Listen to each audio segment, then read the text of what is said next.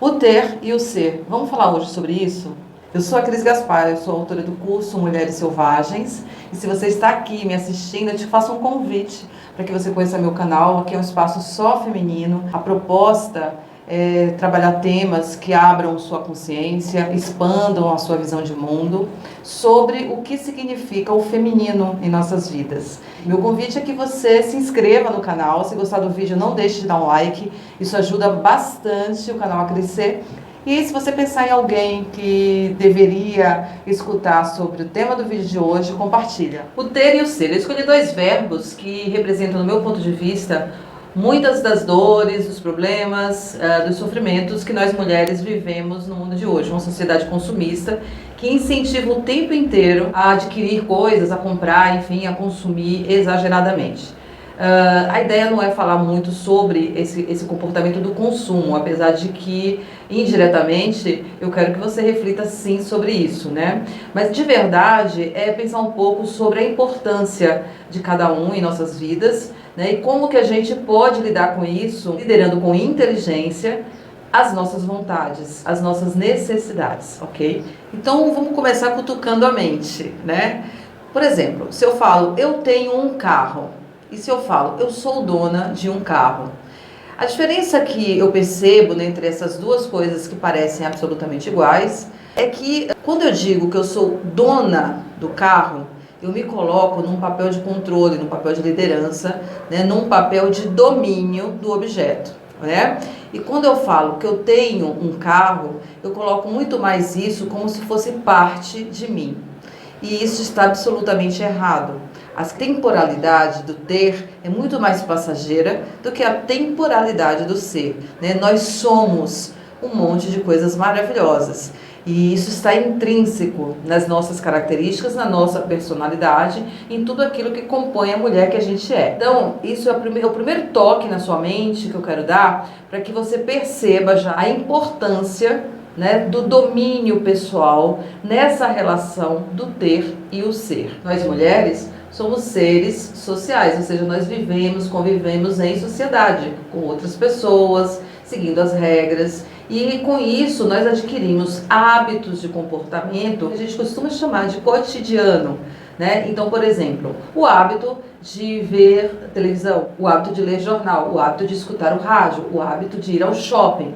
São hábitos cotidianos que são normais, comuns na sociedade em que a gente vive, né? No entanto, a gente tem que estar alerta por uma coisa muito importante, que é o quanto que a indústria do consumo nos leva a desenvolver necessidades que nos desequilibram, porque a gente acredita piamente de que aquela necessidade ela é vital para a nossa felicidade, para a nossa existência, para que a gente se goste, o que é mais grave ainda, né?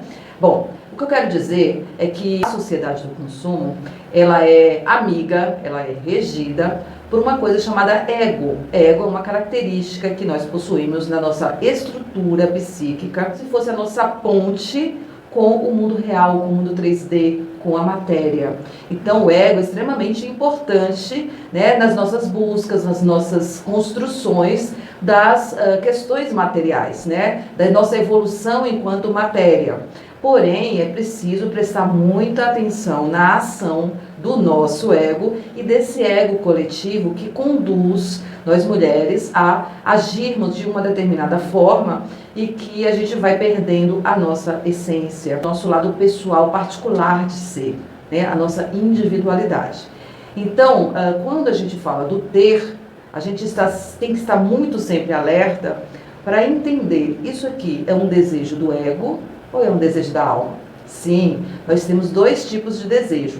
O desejo do ego é aquele que é criado por necessidades sociais e culturais. É essa que eu acabei de falar, por exemplo. Eu preciso ter uma bolsa vermelha porque todas as minhas amigas compraram a bolsa da estação e eu ainda não tenho uma. Desejo do ego, desejo social, né? Ao mesmo tempo, o desejo da alma é aquele que está ligado com a nossa essência. Então, portanto, ele gera uma sensação de felicidade, de realização pessoal com muito mais profundidade, de muito mais longo prazo. Daí a importância que eu tanto bato nessa tecla do autoconhecimento. Por que eu estou desejando isso? Onde foi que nasceu essa necessidade? Será que foi naquela novela? Será que foi naquele filme? Será que foi naquela propaganda? E aí eu comecei a ser estimulada a pensar nisso, a querer isso, a querer ter isso. É muito importante que você esteja atenta a isso, porque eu vejo que essa questão do consumismo em nossas vidas gera alguns problemas muito delicados e até graves, né? Como, por exemplo, quando a gente perde o controle em relação a esse consumismo, né? Então as pessoas começaram a desenvolver um hábito, um comportamento de só ter e não olhar para o ser. Isso significa que, muitas vezes, a consequência, a gente adquire dívidas e dívidas e dívidas e, com isso, não conseguir desenvolver o ser. Olha que armadilha que nós temos aí, que você precisa prestar atenção. O ter é maravilhoso, mas antes disso é importantíssimo que você desenvolva o seu domínio pessoal, para que você entenda a hora em que está em desequilíbrio, né?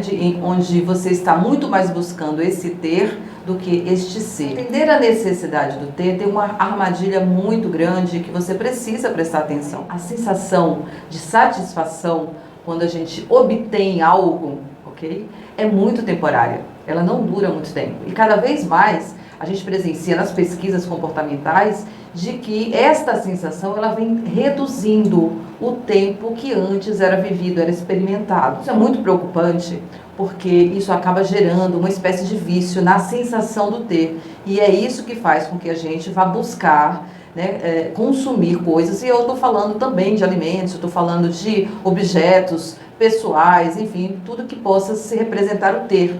E inclusive relacionamentos que estão mais pautados no ter. Esse tipo de relação acaba também entrando nessa lista, ou seja, a gente não consegue ficar muito tempo ou atravessar determinados desafios, né, com a pessoa que a gente escolheu. Por quê? Porque já perdeu a graça. A sensação de obter aquilo ou aquela pessoa já passou e aí a gente já começa a olhar em volta para encontrar um novo ter. Quando eu trago essa reflexão sobre o ser e sobre o ter, é para te dizer o quanto que é importante, né, que você olhe para o seu ser, para que você desenvolva o seu domínio pessoal, para que você entenda o que de fato eu quero agora, que vai reverberar na minha alma, que vai fazer meu coração, meu corpo, a minha mente, minha motivação intrínseca vibrar mais forte. Porque assim você vai conseguir muito mais se desenvolver como ser humano, assumir os seus papéis com muito mais consciência, vai se posicionar socialmente e perante as outras pessoas e perante as situações com muito mais firmeza e muito mais convicção. Então pensa nisso, porque se você hoje está seduzida pelo ter, é bom que você olhe para ele, bata um papo com ele e diga quem é que é dono de quem. O desejo do ego é aquele que faz com que a gente se sinta especial, que a gente se sinta diferenciado, que a gente se sinta melhor que os outros. O ego faz isso com a gente. Então é muito importante que você observe, né, qual é a motivação que está te levando a ter uma necessidade incontrolável de consumir algo. Com isso, você vai começar primeiro a entender como é que você funciona. Que fatores estimulam você para uma ação que não necessariamente te traz benefícios de longo prazo. Importante, porque hoje a nossa economia ela é baseada, né, em estímulos que levam a gente a consumir e a trocar aquilo que temos com uma velocidade gigante.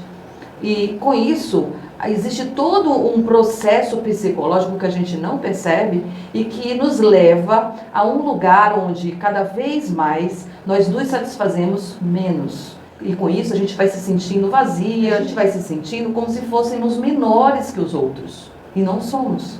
Então, olhar para o ser é entender quem é você, né? O que você já realizou até aqui. Como que você se posiciona, agrega valor ao mundo. Isso está no seu ser.